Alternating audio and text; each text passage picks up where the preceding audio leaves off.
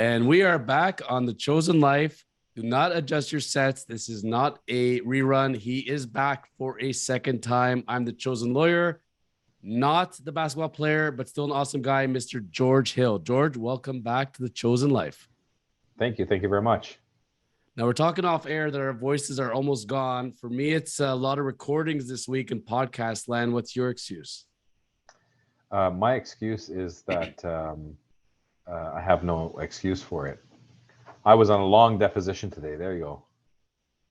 For in legal talk, because I'm the chosen lawyer, you do not have to talk about that. Next question. You like that? So your alter ego, Mr. George Hill, is still going strong with the Milwaukee Bucks, averaging 4.9 points a game. You guys still do not keep in contact, I understand? No, we don't. And I mean, you know what? I'm disappointed at the 4.9 because his career is actually 10.7. But I'm quite impressed that he's still in net worth of 30 million bucks. So you know what? He was worth something at some time. 4.9 is a little shady though. What are your? He is getting older. He's getting older. Well, sorry to tell him, but you and I are getting younger, so sucks to be him, I guess. Now, what are the chances you're seeing Mr. George Hill, alter ego, receiving a ring this year? You think it's going to happen for the Milwaukee Bucks? I don't know, man. That's a tough one. I'd rather the Raptors get it, but I got to stay true to the home team. As we are based in Toronto, Ontario, Canada, for those of you, and George is there in these. The general manager of Arrowwood Ford. Your Poppy is covering that a little bit. You're so Canadian by way with your Poppy. I love that. That's right. Yes. There you go. Can you see it a little bit better now? We can see it a little better, and we see the Mustang behind you. Yep. Shelby GT500. Amazing. How is life at Ford?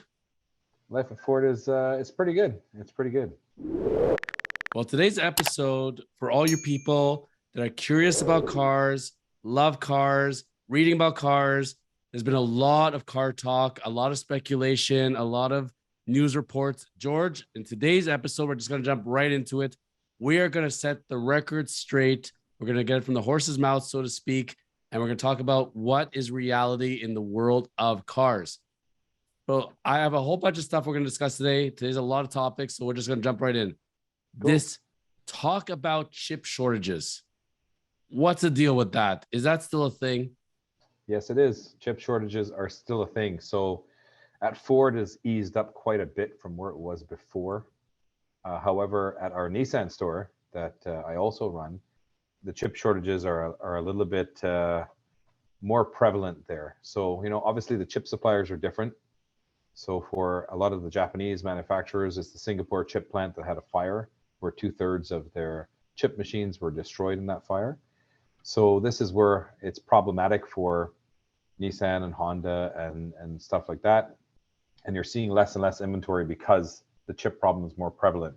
Ford has been able to secure more chips, and we've been able to get a lot of vehicles landing compared to before. So, for us, we have a very large factory order bank, the way that we've run our business for the last little while.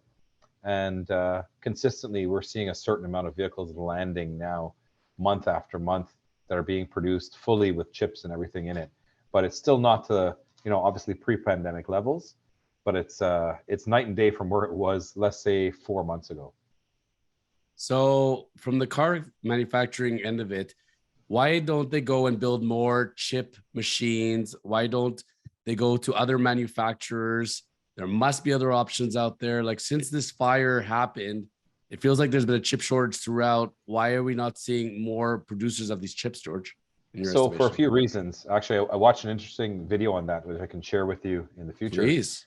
But basically, what it is that there are very few chip suppliers out there. So a chip machine takes a very long time to make. So to create a chip machine, it takes approximately about 2 years to create that machine.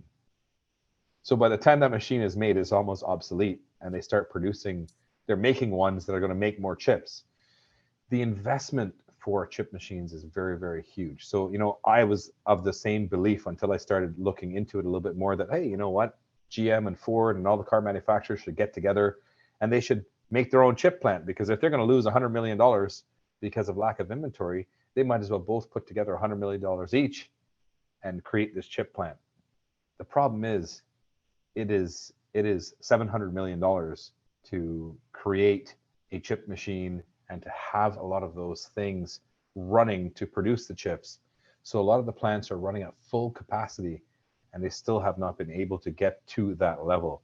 So it was actually really interesting to look at the documentary that I saw, and it was one of the general managers that ran the plant, the factory, the chip plant factory in Singapore, discussing about how long the machines took to get what they need to do it. They actually have like a clean room almost that you wear hazmat suits in there because you don't want to get the chips dirty to corrupt them.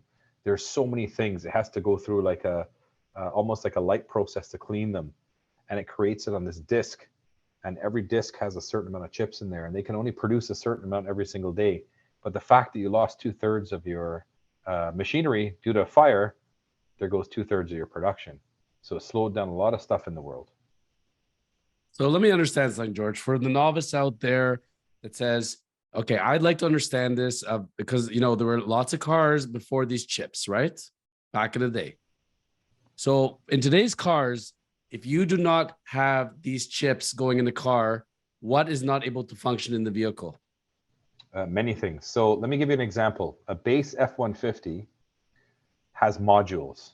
So if we're talking about just, a strippy one with you, let's call it roll down windows, air conditioning, the usual stuff that you'll get with a base F-150. Forget about, power seats and things like that.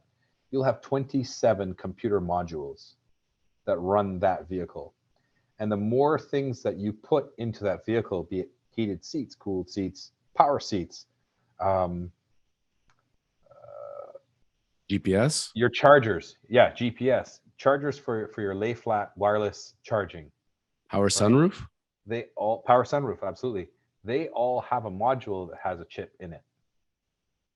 So you can have a lot more of these modules running that require chips to produce those things. So for example, Porsche has been building their vehicles without the wireless charging unit because it requires a chip. Dodge has not been building a lot of their vehicles. For example, Laramies, they're decontenting them.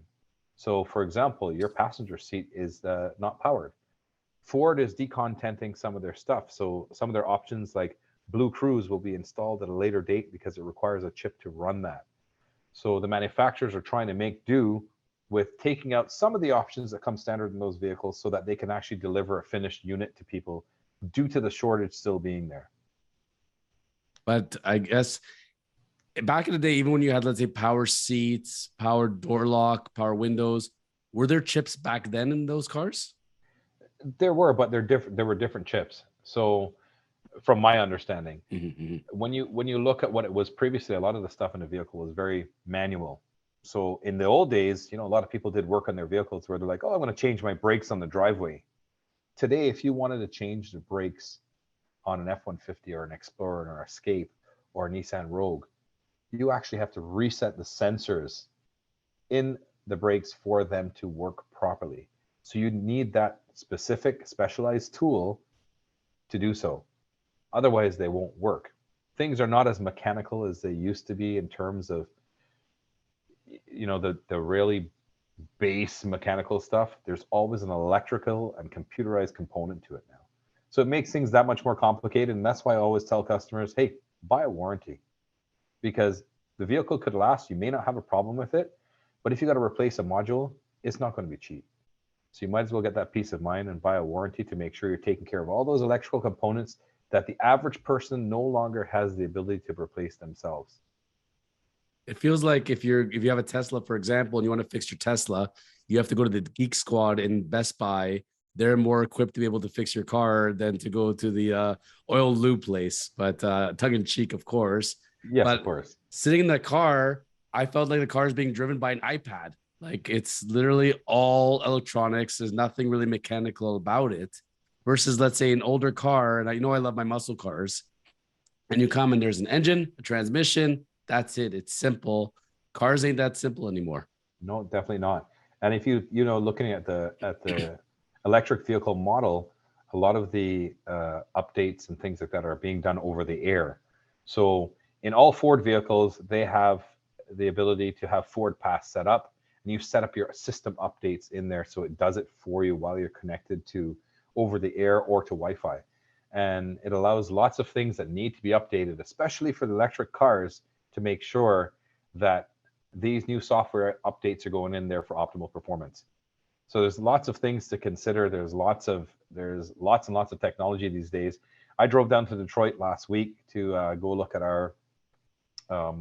We export vehicles to the U.S., so I went to go visit and meet the people at the auction, and I was driving an F-150 Platinum on the way down there, and I turned on their version of, let's call it AI, if you want to call it that, self-driving, and it's called Blue Cruise. So you set your cruise, and they have so many miles mapped out based on the navigation system where it tells you the way the road goes. And I could sit back very comfortably. Now, it kind of freaks you out a little bit, but I could sit back very comfortably, and it turned to the curve of the road on the highway, and it kept things steady. It slowed down, it sped up. So, they're getting close, but it's still something where you don't really always feel too comfortable to let go and let it do it on its own, right? How many miles per hour is it going? We were doing, I don't know, I was set at about 120K. Kilometers. So I was speeding a little bit within acceptable levels.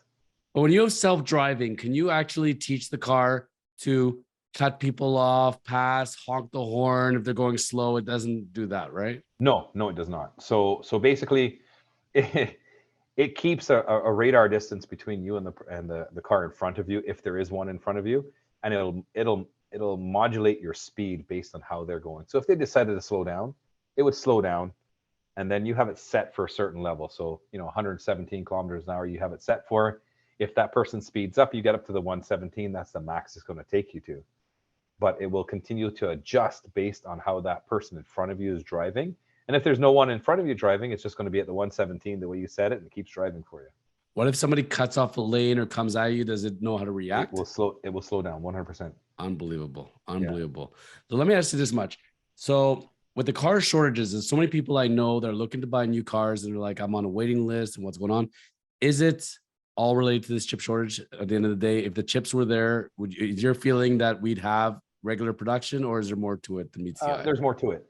So for some of the manufacturers, the most car manufacturers have part suppliers, right? So alternators are supplied by a few manufacturers out there. Airbags. So I don't know if you remember the airbag recall that affected a whole bunch of manufacturers across North America. It was called the Tanaka airbag. No. And basically they made airbags for Ford in certain things. They made airbags for Honda. They made them for Dodge. They made them for various manufacturers. So what you have is a bunch of part suppliers that supply to the manufacturers. So what's been happening with a lot of these part suppliers is that they have shortages there as well, be it raw materials or labor, capacity. So that's also been slowing down the vehicles from being produced. So I'll give you an example. Ford had a shortage of Ford emblems. Read about that, yes. Right. And they did not want to release a lot of the vehicles without it. Now, however, we've received some F-150s with like blacked out Ford emblems right now, and they will replace them as they get more because they wanted to make sure they could deliver the vehicle to customers. So it's like, when you watch the movies and you can clearly see it's a Ford vehicle and it's got that blacked out emblem on there. That's what they put on a few of the iterations of vehicles just to get them delivered to the customer. And when they receive the proper blue oval, they'll bring it back and they'll have it replaced as part and parcel of it. But that was one of the slowdowns as well. At Nissan, some wiring harnesses for some of the Pathfinders and the Frontiers. There was a shortage of wiring harnesses that needed to be connected to the rear tailgate and to some power liftgate operations, and that created a little bit of some problems. F-150s black pack, where you're getting the wheels and things blacked out on there, there's a shortage of the wheels available, so they couldn't build those for a while. So that's how part and parcel there is a delay, but it's exacerbated by the fact that it's just not only the chips, it's other things that are going onto the vehicle that they have to rely on that parts manufacturer for, and they're not able to deliver as well. Yeah, I figured it was mostly the chip shortage and that created it. But it's, I hear people in all industries, whether they're ordering toilets or raw materials like wood to build a house, or getting the roof done or getting blinds installed. Time and time again, there's shortage. And it seems like at the end of the day, if the materials are there, a lot of it comes down to the labor. And I didn't think of it that way. But so you have a situation in these factories where, in fact, you have the materials, but you don't have enough labor to go around. Is that happening in the car industry as well? It is happening. I know for Ford, for example, when they didn't have a lot of parts and you have an assembly line happening and you didn't have the parts for there, but you have the labor available, what happens is that they got to shut down the plant because they can't build anything.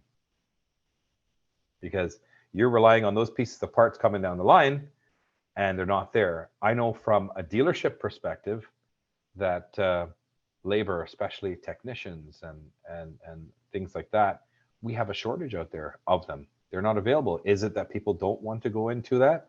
Or is it that we have an aging population where they were willing to do that work before, and due to the changes in the world, people decided, well, you know what, maybe it's time for me to retire. So you have a lot of exiting people that were doing those jobs that you could rely on in the past. Look at it in the restaurant industry as well, right? You can't really get cooks, line cooks and servers and things like that. So it's impacting lots and lots of places. And it's a bit of a struggle to find good and available labor. And the fact that we didn't have immigration for a while, at least in Ontario, I know in the Atlantic provinces, they continue to have immigration. So I visited PEI recently, and I visited one of the Nissan stores out there. And the general manager, I was letting him know that I manage a store as well, another Nissan store, and I wanted to see his build. And he told me he had no labor problems because they continue to have immigration coming through the Atlantic provinces because there's a shortage of people there. So he had a full complement of staff, where sometimes I'm struggling to find people to do what we need to do here. And then, it makes things, it compounds everything down the line because people have to wait longer. The wait times to get your vehicle in are longer. You get dissatisfied people. People are not patient anymore, right? Were they ever? So I think there was a small period of time where there was understanding. Yeah, I think that window was right, closing and rapidly. that window was expired. Yes. Right, and and I get it. I totally get it. So with where people are, saying the economy, we're going through a blip, it's doom and gloom, it's going to go on forever, whatever, you hear so much through the media, obviously. And it's one thing when you read it in the papers, or if you actually read papers or online, or you watch it on the news. It's another thing when you're actually in the trenches. So what I'm hearing is across the board from cars, people buying all sorts of cars demand is there, they're on waiting lists. It seems to be pretty much almost any car you really want, you have to go on some sort of waiting list. So I have a two-parter question for you. The first part is this style of being on a waiting list. Do you see that continuing into the indefinite future? So I will say that definitely at our stores we still have people purchasing, and we're doing quite a few factory orders still for people that are purchasing these days. So there has not been as much of an impact as I thought there would have been with inflation and things like that. People are still willing to spend their money, it appears. But will there be waiting lists for the future? Potentially. What a lot of the manufacturers are going to do, and I'll give you an example of what Ford is going to be doing. They're going to be saying, great, we want you to customize your vehicle. And if you want to customize your vehicle a certain way, you factory order it and you get exactly what you want. But if you want to get something quickly and it's in stock, it will be a certain specification that is going to be on lots. So I'll give you an example. Please. You want to drive a Platinum F-150, you want to have it with the 22-inch wheels, you want to have it with all the, heated and cool seats and the lie flat seats and things like that, and the workspace, the interior workspace, you're gonna have to factory order that. But if you wanted to get a base 500A Lariat that comes with 20-inch wheels and navigation standard, no roof, it would be available on the lot. Now, that may not be the actual spec, but it's my understanding that they're gonna take some of the higher selling base specs and allow them to be in stock. So what you will find is that dealers on average will not be holding as much stock as they used to. And I think we've proven over the last little while that we don't have to. And a lot of the availability, if you want customization, you have to wait on it. That's the direction that the manufacturers appear to be going. And I honestly, personally don't think it's the wrong way. because what would happen, especially for Ford dealerships, is that we'd have to order, 160 different iterations of trucks because you could customize them so much. Now it's going to be a standard 6 or 7 ones that you'll find on the lot. And if you want certain customization, you order it. If you want to get it in that funky color with some kind of technology that the average person does not use as much. I think it's the right way. There are definitely business positives running a dealership for that, because you're not going to have as much inventory. Your floor plan costs in terms of the interest for holding vehicles is going to be less. The risk for theft and vandalism and just lot damage is going to be reduced. You don't have to rent as many storage spots. At one time, we had 3 and 4 storage spots that we had to rent because we were carrying 1,200 new vehicles. Now we're down to 2. So it's going to become a lot more efficient for dealerships if they plan it right to run themselves more efficiently, offer better service, do things quicker, but still have the customization and give a good experience to the customer moving forward. So let's say in a typical situation where, let's say, everything was functioning capacity in all the factories with all the suppliers. And that's one of the funny things that I learned in business school is people don't realize that depending on which the manufacturers are, some car manufacturers, their cars are completely Frankenstein. There's very little some car places are doing in-house.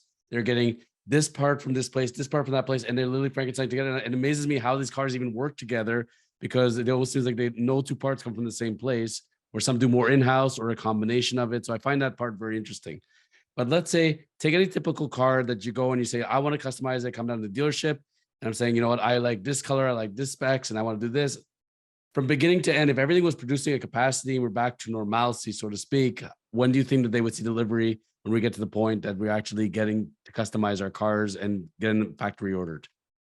So previously, if you wanted to factory order a vehicle, even with a ton on the lot, because you had some people that we would have to do that for planning. They're getting out of their lease. They're, have a certain period of time that their lease is coming to an end. And we pre-plan. So like, you know what? Why don't you stay in your car? Let's factory order something for you. Let's protect the incentives today. And when your lease comes to an end, you have no more payments owing, and we put you in a brand new one. So we used to do that quite a bit. It used to take anywhere between, let's say, 6 to 12 weeks for a vehicle to show up. Then there were times where I would order a vehicle, and if I got the cycle right, it'd show up 3 weeks later. Because you just caught it on the cycle of when they were going to pull the vehicles, VIN them, and build them, right? But the typical wait time was anywhere between 6 to 12 weeks, 2019 and previous. Mm-hmm. Who knows what it will be for the future, but that's what it used to be, even with stuff on the lot. Will there be an extended time for the future? Maybe, because if you don't have labor to do as much as you were previously, you're going to have that. You're going to have a longer wait time. But typically right now, with all the shortages and things like that, depending on how specific the vehicle is, it's taking anywhere between 8 to 12 months and sometimes longer. Yeah, I hear that across the board. And it's also, though, from a business cycle perspective, the old model, and we won't talk badly about the competition, certainly, but I can tell you there's an interesting interview with, I believe it was the head of GM, if I'm not mistaken. I know it was GM that talked about it. And I knew, for example, almost any GM dealership you would go to, you could find 20, 30 of every model that you want to buy. They're just oodles. And there's like, they rent out fields of this stuff. People don't understand the fields that you have to store this stuff, because you get the shipments in, but the stuff isn't selling right away. And then all of a sudden you got to discount the product. You got to offer incentives, employee pricing, whatever you got to do. Right. And at some point GM stood up and said, hey, you know what? This is nuts. Like right now we're making more money than ever. We're carrying less inventory than ever. This is making a lot of sense. And people are feeling good when they're doing the reservation. They get to get the car they want. And I think that's where it's going. I can't see that we're going to come back to the old days, George, when I come to you and say, I want an F-150, and you're going to tell me, okay, you got every single model here and every single color. I just don't see it realistic. But also, I notice a lot of manufacturers are offering a lot of different colors. It's like you can customize these things so no 2 cars are ever the same. Like the amount, if you have to, almost any manufacturer, if you sit and look at the options list, you could be spending 2 hours customizing your car to exactly the way you want it. There's like everything is conceivable feature. I think, and correct me if I'm wrong, there was so much aftermarket stuff that the manufacturers said, hey, you can get it from us. We can prepare it for you. And hey, you don't have to go somewhere else to do that.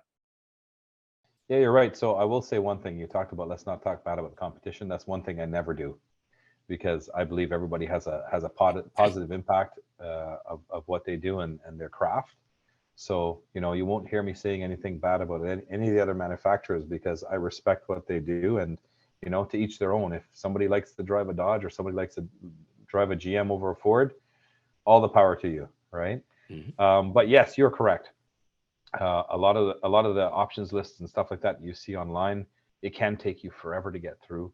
I personally believe that it will not go back to the way it was before, with all of the stuff with all the inventory on ground. Because when you think about it, GM, Ford, whoever it is, you're mass producing and you produce a ton of it. What happens to the manufacturer then when they want to push sales? So let's imagine that GM has 200,000 cars on the ground in Canada and things aren't moving. Historically, what the manufacturer would do is that they'd say, great, you know what?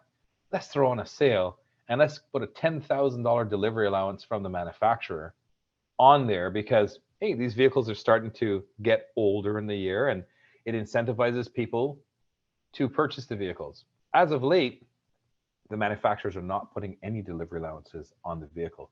So that's a cost savings to the manufacturer by not having to build so many vehicles, because ultimately what was happening is that they'd have to discount it anyway in their contests and in their contest and incentives budget, because there was an influx of vehicles available. So now people are paying it, but they're not getting the discount that they were before. But the manufacturer didn't have to give away that money. So they're focusing on keeping their people, keeping it at the right level, running a little bit more efficiently. And it does save them a lot of money, because realistically, if you had to put delivery allowances on stuff right now, if you had an influx of it and you had labor shortages, you're going to find yourself with a huge amount of expense, and it'll be very hard to turn a profit. And with buyer habits the way they are, when we consider this reservation system and the wait versus having all the inventory there, it's interesting because during the pandemic, people, we don't go there much, but people said, you know what, they're going to close malls because everybody's just going to buy from Amazon and they want to order from their home, and they can forget it. Retailers are done. Everything's going to be online. Everybody's going to buy from the computer and their apps. It's over. George, when I go on the weekends to any shopping mall, they're packed. You can't find parking. People are still buying in person. And I think that in every industry, everybody has considered that. So let me ask you, from that perspective, people going and customizing their cars on the computer, where do you see the evolution? Because I love the car industry personally, and I love looking at cars. I love going to the car dealership, meeting a salesperson, building a relationship, knowing that's my person. They got my back. I can ask them questions. I like that in-person thing. I hate ordering from the computer, not the way I wanted it. Got to return it back versus seeing it in person. Where do you see the role of online versus car dealership in person, and the role of selling cars in the future? So, it's a tough one to answer, but realistically, You didn't right think I was going now, to be easy on you, did you? yeah, yeah. I mean, I think things like Amazon, people have flocked to it a little bit because of the convenience in certain products and the ease of returns and things like that. But let's face it, I don't think that, you or me would be buying shirts on there, because I wouldn't be sure if it's going to fit me right. Right. But if you're going to buy a broom, or you're going to buy, Oreo cookies because they got a sale on there, which I've done a few times for Amazon, and it's convenient, it gets delivered to your house, it saves people time. So that's what the allure is about, that piece of it. But you'll be hard pressed to find people who are going to buy, let's call them higher priced items, online. Now, Tesla's proven that you can buy electric cars online. Ford and Nissan are moving to that model where you will be buying it online. But part of the reason why they want you to buy it online is the preservation of the price, to make sure that the whole thing we discussed about delivery allowances and this and that doesn't come into play, because the demand is there. So I understand why they're doing it. However, dealers will still be involved, because as much as you can research stuff online, and there's lots of information, and I can tell you that customers that come in here know more about the cars than some of my sales guys and can educate them. The fact is that they still like that personal touch to make sure they have someone who comes in here. If they have a problem in the future, they have someone who they can contact, right? Because Tesla, if you use them as a model, they didn't want to have store locations. But what has happened over the last while? Tesla's evolved. They're trying to buy locations because they need a service component. And yes, people say, oh, you're not supposed to service electric cars. That's not necessarily true, because there are certain things you'll need to do to it. Your cabin filters need replacing, wiper blades will need replacing, tires definitely need replacing. They're going to need to be certain upgrades that cannot probably be done over the air, that needs to be done at an actual physical location. So I think that a physical location will still be required well into the future. And people believing that the dealership model is going to go away, I think, is a misnomer, because there's really no other good way to make people comfortable to do it. The people that are on the fringe will be the ones that will say, great, I don't want to deal with a person, and I'm going to buy my Tesla online, and I hope to never have to deal with someone. That's the minority. The majority of people, even though coming to a dealership is hated for some people, they like it. For us at Ironwood, over 60% of our customers at our Ford store are repeat and referral business. That says something. People want to come back here and deal with you. I mean, I've been here for almost 16 years. I'm coming up on my 5th year as general manager here. And I still have customers that insist on, if they're coming in here, that they want to at least say hello to me or make sure that I review the deal for them because they trust me. You're not going to get that from a computer. You're not get that person that's going to call you, take a call on a Sunday. I have a customer and she just purchased a Raptor from us and somebody tried to steal it. She called me Sunday morning saying, hey, I'm concerned. Can you help me out? What can we put in the vehicle to prevent it from being stolen? So I met her at the dealership Sunday night, and I stored her car. I stored her car overnight for her because she was scared they were going to come back and try and take it. And I had a theft deterrent device installed in it, which I'll tell you what it is. It's a really interesting concept. So, maybe it's something you want to look at doing. Had it installed for her the following day on the Monday so that she had a little bit of peace of mind. If she bought the car online, who's she going to do? She's going to ask Google for that? No chance.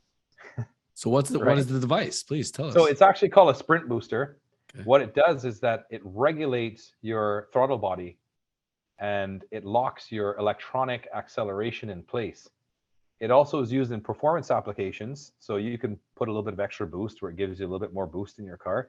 But ultimately, it can be used as a security device where you can lock it with a code. And even if they try to take the device off, it continues to keep the accelerator locked. So they can't move the car. You'll be able to start it, but you can't move it. So it's something interesting that I've been researching for a while, and I've tested it now on 3 vehicles. Hers and her son's being the first 2 that I threw it in because she wanted something that was easy to use, and obviously she trusted what I thought about it, and it was pretty cool. So that's a new product that you should probably look at.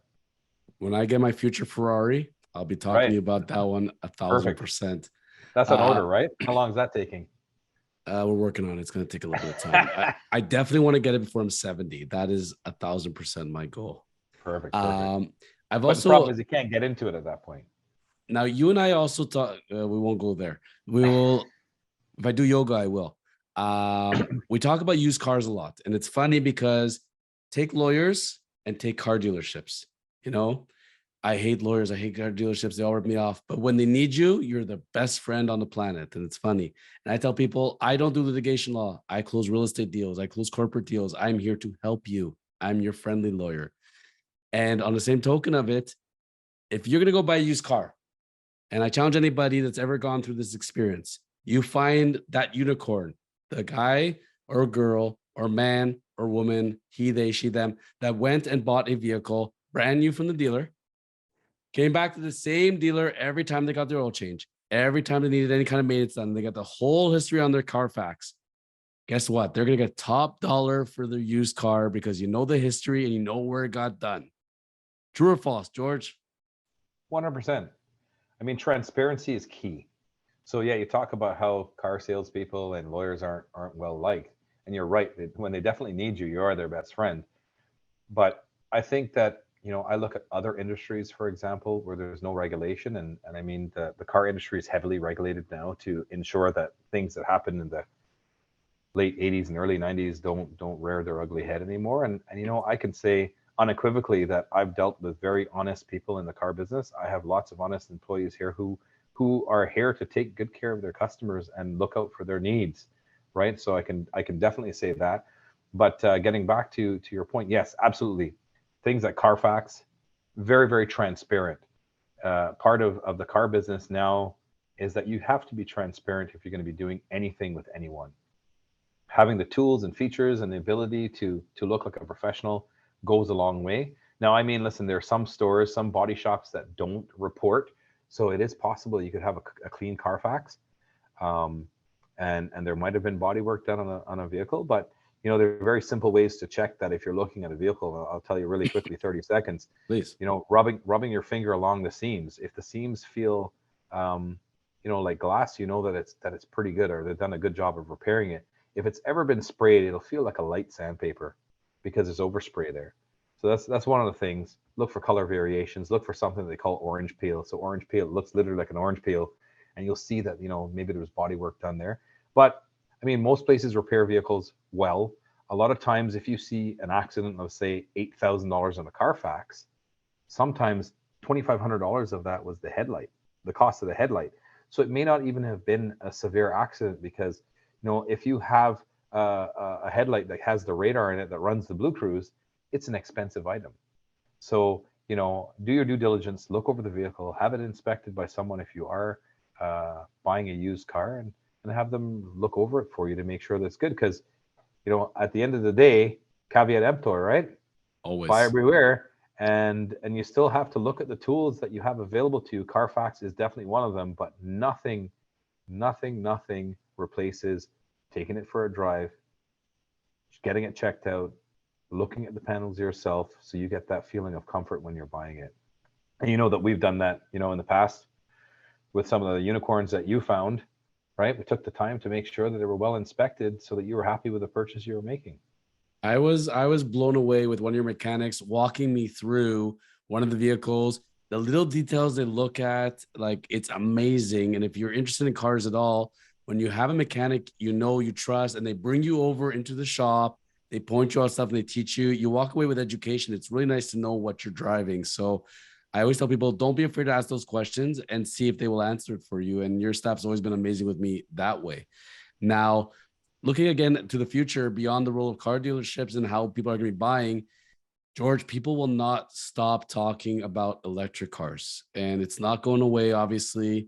And we see more and more cars are going off into the sunset, and every country and car manufacturers setting these magical years.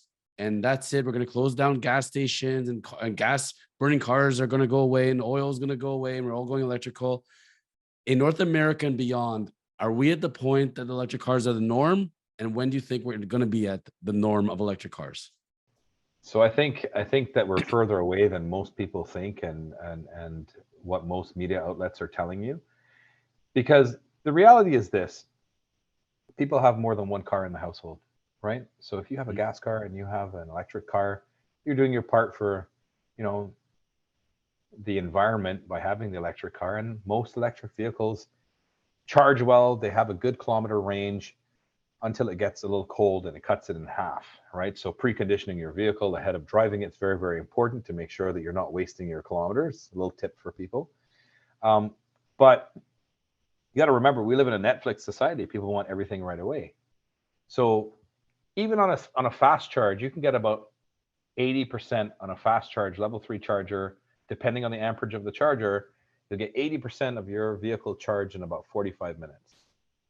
But when your gas tank is empty and you go to the fuel station, it takes you what, 2.5 minutes to fill it from empty to full? I was going to say 3, but sure. Right. So this is what they need to strive to get to for it to become the norm, in my opinion. Now, I could be totally wrong, because Ford is trying to build the hugest network of chargers in North America. Oh, I'm just gonna light George, this one off. he's back. The hugest network of chargers in North America. Nissan is spending significant amounts of money on electrical vehicles, and they're going to be bringing out a lot of electric vehicles and new models. Ford is as well. As dealers, we have to make a significant investment in our dealerships, both of them, to make sure that we're going to be moving forward with all the standards that are required for electrical. So, I mean, that train is moving and it won't stop. But to get to the point where it's going to be the law of diminishing returns for, let's say, internal combustion engines, I think we're probably 15 years away at least. 15 or 50? 15 minimum. 15, 15, okay. yeah. Just because there's so many infrastructure things that need to be done, right? Can the grid support it? So a lot of the questions, I went to a Ford presentation in Las Vegas back in September, and they talked about that because they talked about the investment that us as dealers had to make in our infrastructure to ensure that we're going to be accepting electric cars here as an offering at the dealership, right? So they said that 2% of the grid is being used right now with the current amount of vehicles plugged in. And the reason why they believe, 2%, they believe that the capacity will be fine is because most people plug in their cars at night. So a lot of the commercial activities that are happening during the day are significantly diminished at nighttime, the same way you have off-peak hours. So therefore, it won't use up the grid as much. Fair statement, right? But that's assuming that the vehicles are being used only for recreational stuff. If you're going to be using electric vehicles for cabs all day long, if you're going to be using it for deliveries all day long, there's going to be a requirement to have those things plugged in throughout the day to recharge them. And maybe those things have not been taken into account as yet. When you look at rural areas outside of the GTA, when you go up Northern Ontario and it's colder than it is in the GTA, the battery life may not be lasting as long because of the environmental factors that are available there. Did they think about that? There are lots of considerations and a lot of iterations that you have to take into account when you're looking at it, because you ask any Northern Ontario person, how many of them are going to want to drive an electric car? They're like, I drive a pickup truck. It's four-wheel drive because we get a lot of snow. I throw sandbags in the back. Now you have all-wheel drive electric vehicles, but the clearance isn't there. If you get a whole bunch of snow, it may not clear it, right? Now, granted, you do have the F-150 Lightning, great vehicle, one of the best electric vehicles I've driven. The thing is fast as ever and very impressive in what it does. But a full charge will take you roughly, let's say, 480 kilometers on a full charge. But in colder weather, unless you've conditioned it, that 480 becomes about 200 kilometers to the charge. The vehicle does regen, but if you don't drive it in regenerative mode, you're not getting the maximum effect out of it. There's so many considerations. Years ago, I met a gentleman who's responsible for doing the Canada grants for technology, and we were talking about self-driving vehicles. And he brought up a lot of good points where he said, listen, self-driving is one of these things that manufacturers want to do. Google was trying to make a self-driving car. If you go to Las Vegas, there's self-driving vehicles driving on the road that you can rent, right? Really cool to watch. But he said to me, think about it. There's so many factors out there. You got to look out for pedestrians. You have to look out like game theory, right? When you go to business school and you talk about game theory, that they assume that someone is being reasonable in their actions when they're faced with opposition, right?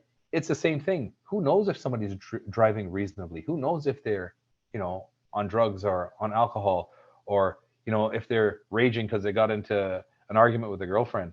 Like, there are lots of reasons why somebody may be unreasonable. The person may be driving to get away from the police.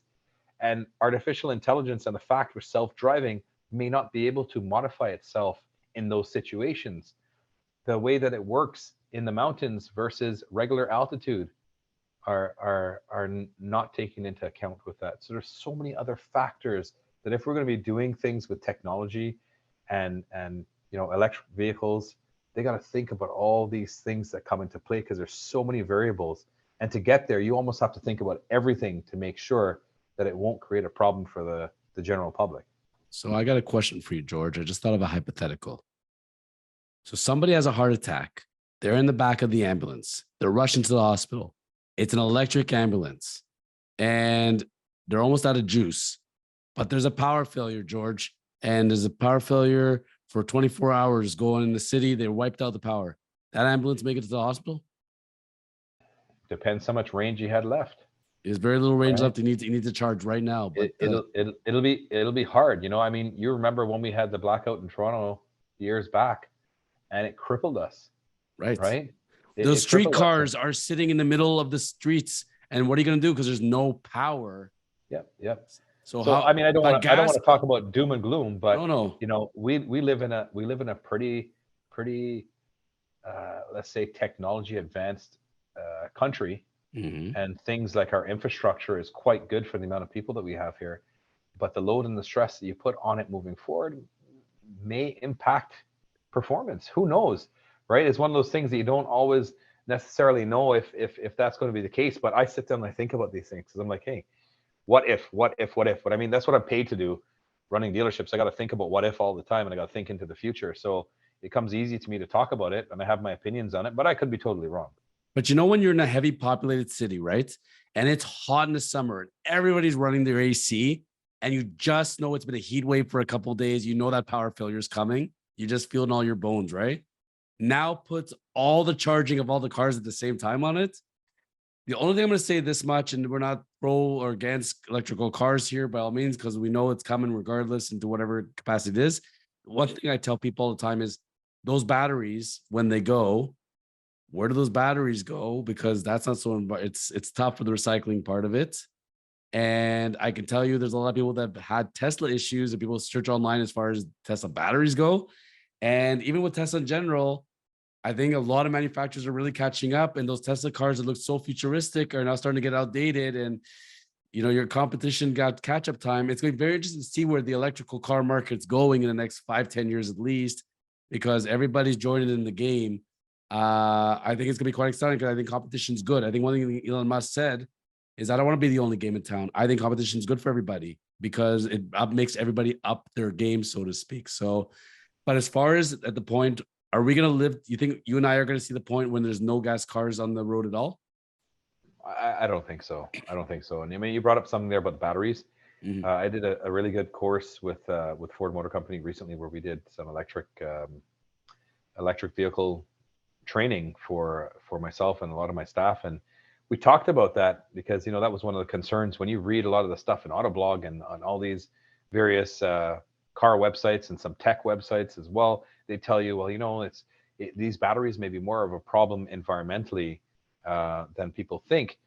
But Right. they addressed that quite well. They talked about a lot of the Oh, components in there were actually recyclable, and I don't remember the exact figure, but it was over 80% of the actual really? battery was recyclable. So that was actually a promising thing to hear.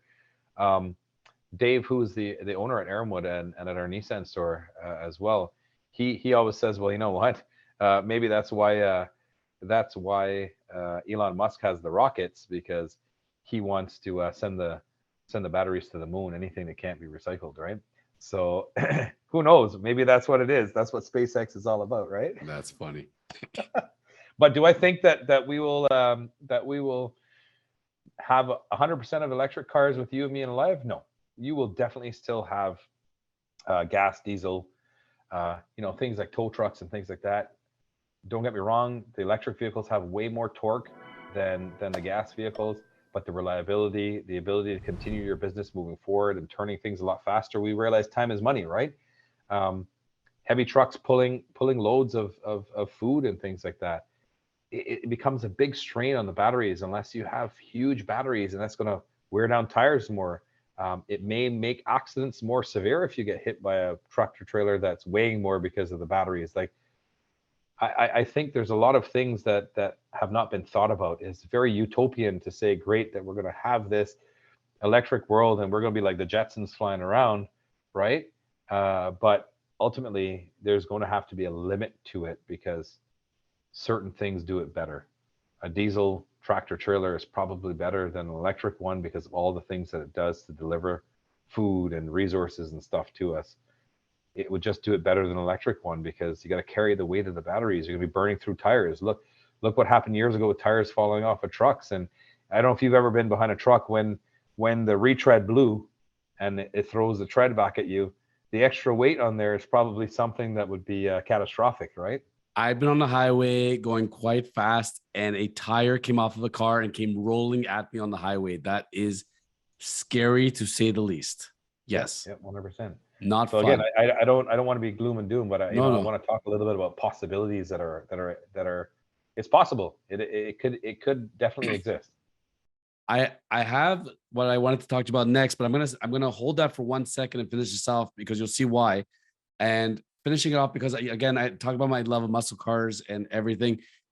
George, where sports cars are going, muscle cars, exotic cars. You hear about the obviously the Mustang went electronic, the E-Vet is coming, Ferrari, Lamborghini, they're all talking about it. Please tell me that we're still going to have real muscle cars and real V8 engines and the roar. Please tell me that's not going away. So as far as I know, in the conversations that have been had at a lot of the training and meetings that I've been to, there is no plan to get rid of the muscle car and the big block engine, which I think is great because, I mean, look, don't get me wrong, the performance from an electrical vehicles drive really, really well. They're refined. Like the Mustang Mach-E is fast. I got to experience the Mustang Mach-E GT. Do we call it That thing is Mach E or Mach-E? Mach-E, Mach-E, Mach-E. Okay. So I mean, potato, right? I'm from Barbados, so I don't always say things the conventional way. All good. But you know, phenomenal performance. I was able to take it on a little bit of a track that they set up for us when I got to drive it, and the performance is crazy. It is very well refined. You can tell it's a nice vehicle to drive. But I can tell you this: we have a GT350 2017 or 16 that we own, and it's something that the owner uses as his summer car. I get to drive it every once in a while. Nothing replaces driving stick and hearing that engine roar the way it does, in my opinion. Like it really excites me when I hear it. I get a little upset when I hear Teslas and they have that annoying noise. I get upset because I'm like, there's nothing that can replace a throaty V8 engine sound, in my opinion. When a Toyota hybrid or a Toyota electric comes by I feel like I'm in Star Trek and I feel like another warp is going to open up and I'm like, what's that noise? And I'm like, oh, all right. Yeah, I Yeah, understand. yeah. But Dodge, I think, has said that with their Hemis, I think they're done. I think Stellantis, or whatever the hell they're called, they are going to be finishing off with the Challengers and Chargers, and they're going fully electric. I don't know if they're going to keep their word or not, but George, they keep producing them and they keep selling them. So I don't understand it Yeah, they personally. do. I mean, listen, the Hemis and stuff like that, especially in the Challengers and Chargers and stuff like that, and you get an RT version of their vehicles, they have a bit of a cult following, right? Just a bit. Yeah. So I think people would be really upset if they took a lot of those vehicles off the road. In my opinion, it would be the same thing if you remove the Mustang. Like I know there you have people that are split. They don't like the fact that they call it a Mustang Mach-E. They're like, it should not be even associated with a Mustang because the Mustang is so iconic. And I understand that, but I understand marketing and I understand why the manufacturer did that so they could compete in a big way with Tesla, right? So I understand both sides of the coin. But if they were to remove Mustang GT, the engine, the displacement, the way the vehicle performs, you're going to have a lot of angry people because there's an allure to having it, right? I know many times I drive a Mustang and the amount of comments that you get, wow, nice car, nice car, nice car. There is an allure to owning one or driving one. That GT is something that, although you can get great performance out of a V6 EcoBoost, it is still not the same. It's a different feeling. And if they're gonna go all electric for Dodge, you know what? My condolences to them because they're gonna kill a lot of their following that they have because they're clubs, there are people that collect them. Um, they're nice engines, good straight line cars, and they'll have a lot of upset people if they go down that road. I think they're only a year or two away from what they're claiming, but time will tell, or they're going to keep extending it. But correct me if I'm wrong, George, but somebody who's a Mustang addict, when they're going to go choose to drive a truck, aren't they probably going to drive a Ford as well? Usually you stay in the same genre when you're in that I, particular. I would think so. I would think Mm, so. And I mean, Ford has the 5 liter engines in the trucks. mm. They're tuned to sound really good. Um, Ford Performance still does things like superchargers and exhaust and things like that that we put in trucks here sometimes, and it gives you just as much of a thrill as if you owned a Mustang that was souped up. So yes, I would say that they do keep in the lane, because you know Oh, that there goes that again. Ford is Ford has done a good job with your Mustang. They're going to do a good job with their trucks, and they're really known for their trucks. You know, you're talking, I believe it's 54 years of truck leadership, and they're hoping for 55. If I'm going from memory, I could be wrong, but that's a long time to be a leader, right? Well, we know trucks ain't going anywhere. Good to know the sports cars are going to be here. Are we officially, can we put the nail in the coffin on sedans? Are we done with sedans? Because it feels like between all the SUVs, crossovers, and whatever you want to call them, that everybody's getting out of the sedan business.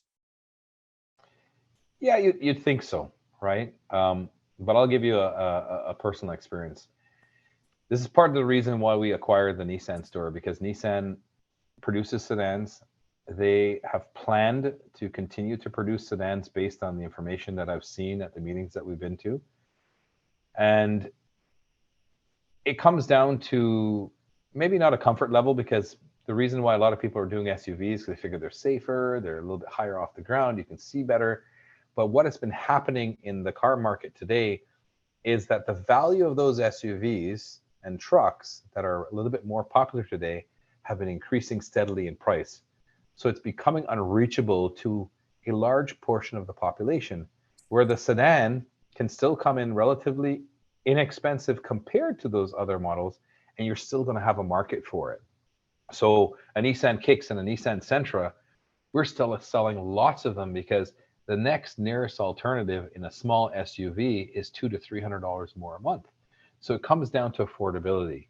Now, they have done a better job of making them more refined, feeling better, more technology features in there, more safety features in there. So I think that there will still be a market for sedans. It will Mhm. be lesser of the market, but you're still going to have people who will want that because it's within their snack bracket. And you still need that for diversification, because as a manufacturer, you don't want to get to the point where you've become a luxury brand and it costs you market share. You got to be very, very careful, right?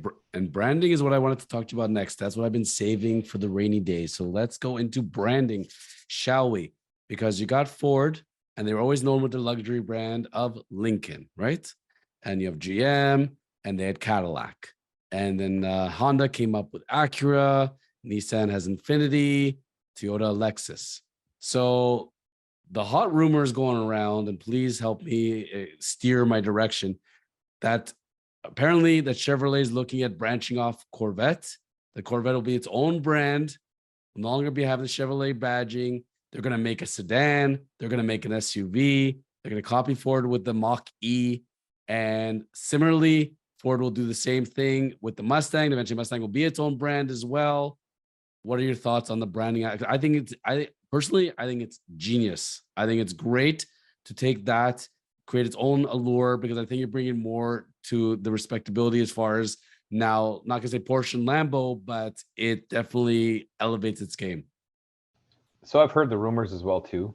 Mhm. Um, I just think it's a little bit, you gotta be a little bit cautious, because, for example, if you're a Lincoln dealer for Ford, which we're not, you have to have a separate showroom for it. Right. So it adds more expense to the dealer. So it all depends on how the manufacturer sets the parameters for a dealer to become a Corvette dealer, for example. Because if you are required to set up a new showroom and spend money and stuff like that on there, it may not take as well. However, when you look at Ford and what they've done with the Raptor brand, they've done a really good job, because they've Raptorized everything. So you can get a Raptor Bronco. You are going to get a Raptor Ranger. There's a Raptor F-150. So there are lots of things that they've Raptorized, and I've coined that phrase now. I just thought about it. They've Raptorized, and the take and the allure and the demand is there for it because it has a special place. Corvette, I'm sure, will probably do quite well if they decided to do performance SUVs and, performance e-cars, and it would have that allure along the same lines as a Raptor and or a Mustang. But if you were to say, great, I'm going to create, a Cadillac CTS brand or a Cadillac brand only for a certain car, it'll probably fail. But the fact that Corvette and Mustang have such a big following, it's an easy one to market with because you can grow it that way and it'll still have the same kind of demand for it, right? You're reading my mind, George, because that's exactly what I was going to bring up. Cadillac, when GM came to the Cadillac dealers and said, "Hey, so you're going to become all electric. This is how much it's going to cost you to update your showrooms, or we're going to buy out your dealerships." How many Cadillac dealers went away in North America? They said, "Give me my buyout. I'm not doing it." But the ones that stay, they put the money into it. It'll be interesting where it goes. Where it came up in my mind was the popularity of the Bronco. Everywhere I go, still, George, they can't stop talking about the Bronco. Everybody loves the Bronco. Everybody's excited about the Bronco. Are we going ahead with these Bronco only stores? That's where it's going with the Bronco? There's been no word on that. I've Oh, is heard that that a rumor as rumor? well too. I've heard that rumor as well too about Bronco stores. Um, I mean, yes, it's an iconic brand, but I think it'd be a far stretch to say, great, that we're going to have a Bronco showroom. The Bronco product's doing really well. You have Bronco Sport, which is a smaller version. You have the full-size Bronco. Maybe they'll Broncorize some more stuff, but who knows? Who knows? I think it's a harder Stick brand with to the do it. Raptorize, George. Yeah. It doesn't sound as sexy, right? So the Bronco store is actually a rumor. It's not actually. I was sure I've it's heard it. happening. I have heard it. There are lots of rumors that fly around in the manufacturing business these days. Like, one of the rumors was that Ford was going to get away from the dealership model, and that rumor has been debunked. But I think personally, and I could be wrong, that Ford put that out there as a red herring. Say, hey, you know what? It's just something that they do. Like, I remember years ago, we went to an event, and photos were leaked on Autoblog of some GT500 pictures, and it was a manufacturer that actually did it to create the demand. Pretty smart, I think. So who knows? The red herrings in there is to throw off other dealership and other manufacturers, so that they don't know what direction Ford is going, right? Or the Trojan horse, so to speak. Sure. But that being said, if you're running a business, you'd be foolish not to think of every possible scenario. And you're dealing with the dealership level executives. You're going to throw a lot of ideas and decisions around. You're going to have different mock-ups, maybe even create prototypes. The thing is, in the internet age, George, they're going to leak. It's impossible almost to keep anything at bay, but they have to think of everything. So if Buick is going to get rid of the Buick logo and it's just going to be the symbol, that's it. It's a done deal. But maybe it's an idea that was thrown around. I don't know. It's funny how many things we see, but I assumed the Bronco store for sure is going to happen. But I guess, guys and girls, you never, ever, ever know. As we're wrapping up today's episode, George, you've given us so much good car information and helped steer us in the right direction. Because again, I go based on a lot of reports, and I'm not in the industry, even though it feels like I am, and I can't always tell what's fact or fiction. Curious about people's buying habits today. And the one I'm really stuck on is how people are making the decisions as far as trade-ins go. Are you seeing today in the year 2022 going into 2023, are people hanging on to their cars longer than they used to? Are they trading in quicker? In fact, what are people's habits like? Without generalizing, obviously, but where are you seeing the trends? Well, I think for us here at Aaronwood, people are trading in their cars more, right? The fact that manufacturers are increasing the technology and the features and options and things like that in the vehicle, people want the new toy, right? When an Apple phone comes out or a new Google Pixel comes out, they got a waiting list for it. It's kind of the same with vehicles. When the 2020 model year switched to 2021, you got the wider screen in a lot of the vehicles. People wanted to upgrade to that because they really liked having that upgraded screen, right? When the Explorer went to a true four-wheel drive vehicle in the way that it was set up rear-wheel drive, a lot of people wanted to get out of the the CUV model of it and get into the true four-wheel drive model of it. So people, for us right now, the fact that we have such a large factory order database at our Ford store would indicate to me that a lot of people are trading in their vehicles. There's still a market for the used vehicles in Canada, and more so in the USA, because different events that happened in the US, hurricanes and things like that, wiped out a bunch of cars. So there's a big demand for it. Used vehicles are a little bit more popular in the US. The fact that their population is 10 times more than ours keeps that demand pretty strong. And obviously the manufacturing on new cars can't keep up, and it's a different kind of credit worthiness in the United States than it is in Canada. They have varied credit scores and things like that that people have to deal with. So used cars are still very popular. So the demand is there. It's great. The trade-ins are coming to us because we can sell them here, we can ship them away, and make sure that we continue to prevent the shortage from happening. Car manufacturers as a whole as well, it seems like back in the day, I can say, and this is like, let's say 80s and 90s, but it felt like generations of certain models stayed consistent for more years. There's very little changes year to year. So there was a life cycle of, let's say, 1998 to 2006. And all they did was they discontinued some colors, added in some colors, maybe raised the emblem, lowered the emblem, maybe offered an extra feature here and there.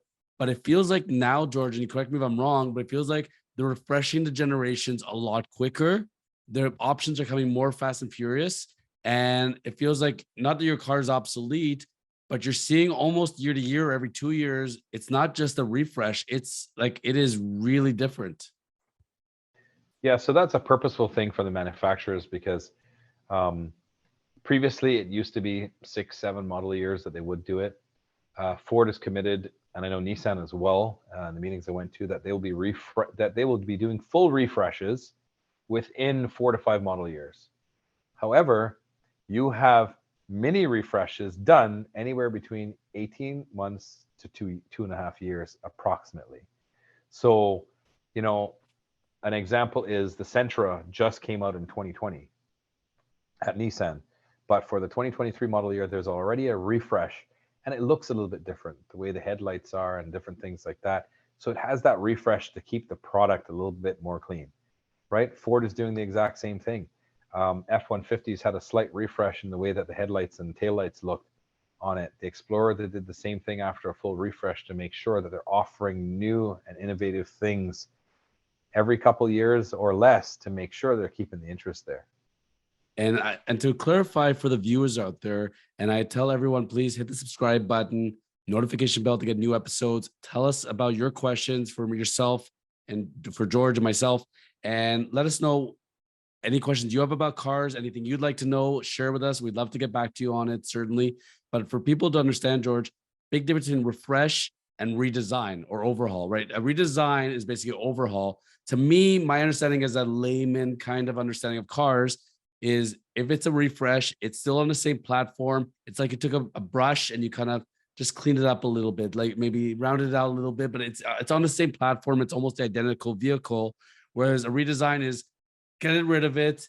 Let's start from scratch. True or false?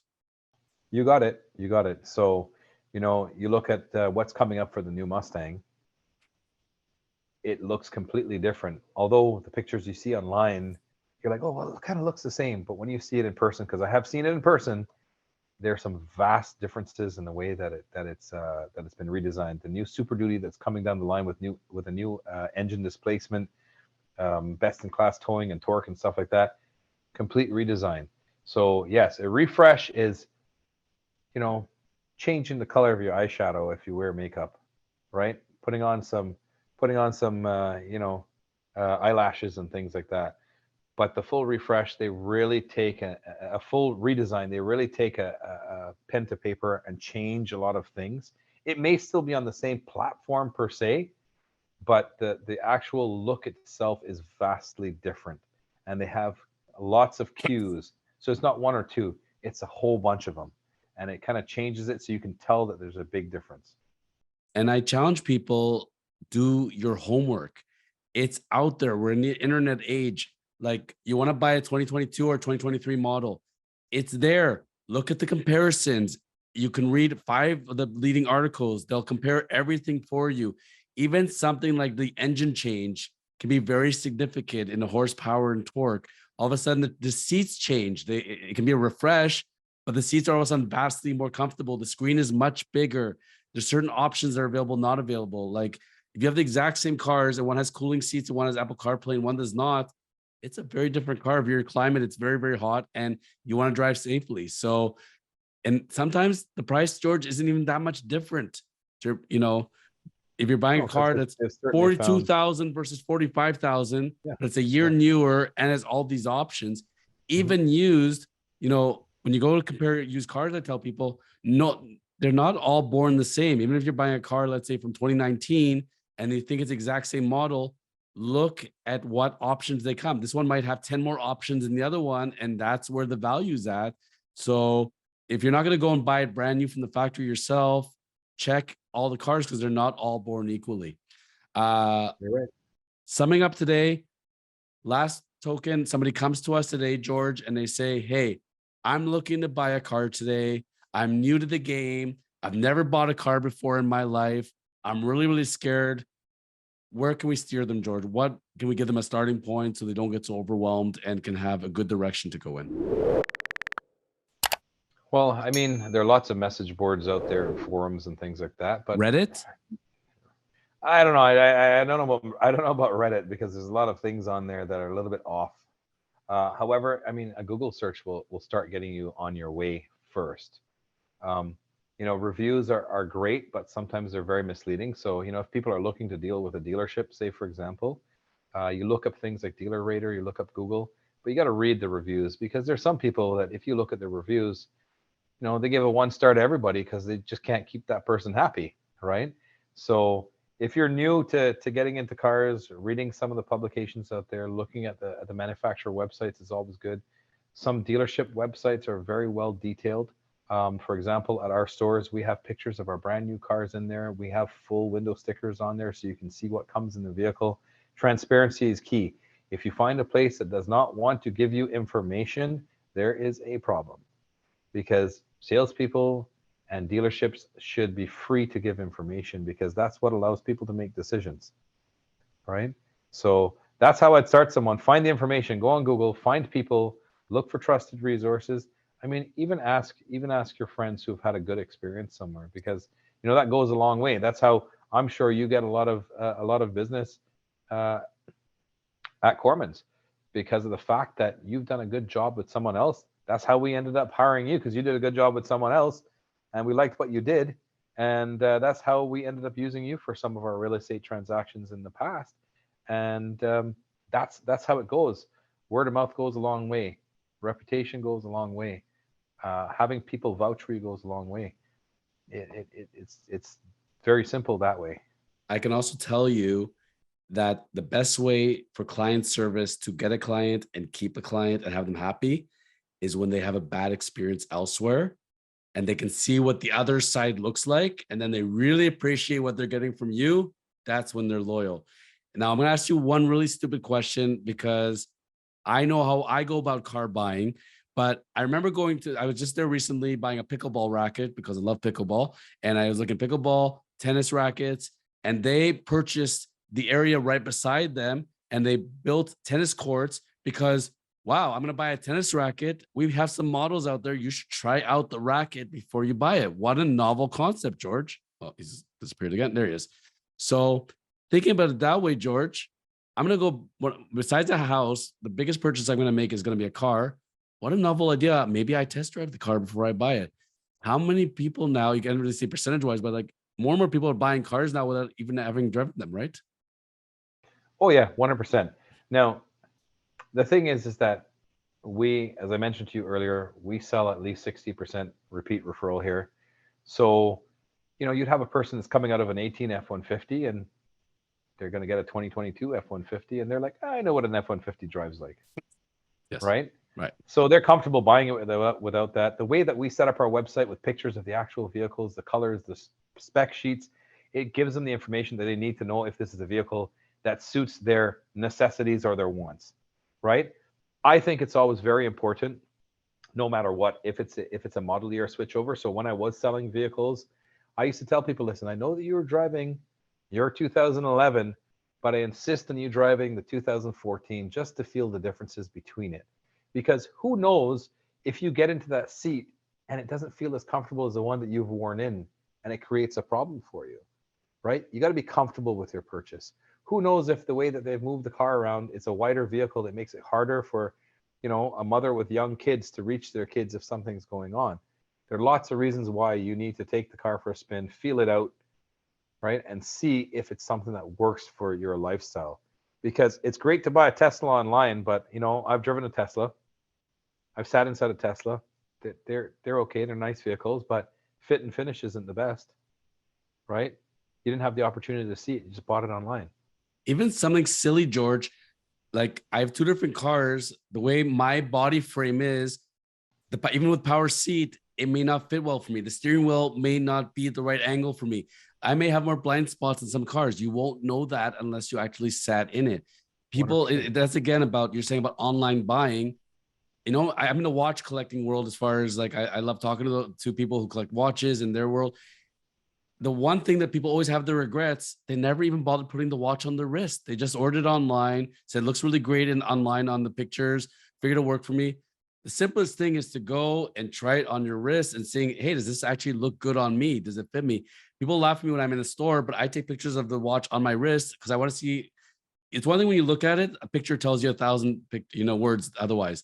Even something silly like I would tell people, you live in a condo, you live in a townhouse, you're concerned about driving your car, parking your car, you check it for a test drive, see if it fits in your driveway, see if it fits in your garage. I've heard of people, I bought the car, it doesn't fit in my garage. Did you even bring the car on a test drive? No, I didn't think about that.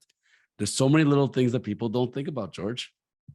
Yeah, you're right, 100%. What we do here at Ironwood, because of the fact that we don't have a lot of stock, and that's just where it is, and we do it at Direct Nissan as well, is we have something we call the mannequins, right? So the mannequins are basically test drive vehicles that we have plated for customers to drive to experience what their order is going to feel like. So we got an F-150, we have a Lightning, we have a Maverick, we have a Bronco, right? Over at Nissan, we have a Pathfinder, a Rogue, a Sentra. So we have the models there so that people can feel what it's going to feel like driving that vehicle, because we're in a system right now where we have to order and it's going to take a while. So we try to make it a little bit easier for them to understand what the experience is going to be like driving the vehicle, so confidently they can place the order. It's a little bit harder when you don't have that experience. Yeah, and that's where try it, see. You can see in the magazine all you want online, but guess what? You got three different car manufacturers. They are different cars. They're very different feels, and there's a reason why each one is unique. And find which one is best for you. That's what I would tell new car buyers. George Hill, you are a man that wears many hats, very busy. You took the time today out of your schedule for us, sharing your car wisdom. In an evening like this, could have been home with your family, could have been jet flying around the world.